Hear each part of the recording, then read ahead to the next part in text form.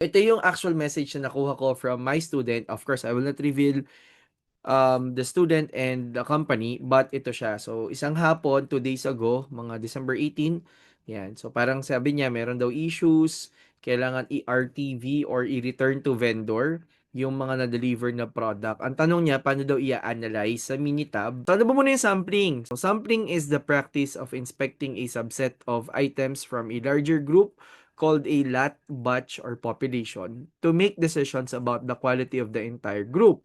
So kaya ang gusto kong ipakita is yung side ng tanong niya about the statistical analysis or the sampling plan analysis.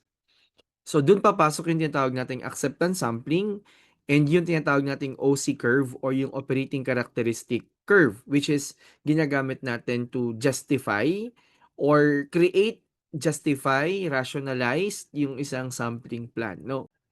So papakita ko sa inyo sa Minitab kung saan siya dito sa Minitab. So yung Minitab is a software na ginagamit natin for statistical analysis, specifically sa area sa IE ginagamit to, no? Sa process engineering, sa main sa engineering per se, like maintenance, ganyan. For now, let's focus on yung tinatawag nating acceptance sampling. So, dito natin siya pwedeng puntahan sa stat, and then quality tools, tapos punta kayo somewhere dito. So, kung makita nyo may dalawa siya dyan. Bakit? Kasi nga, attribute tsaka variables. Pag naman siya ay more of categorizable, classifiable, dun tayo sa attribute.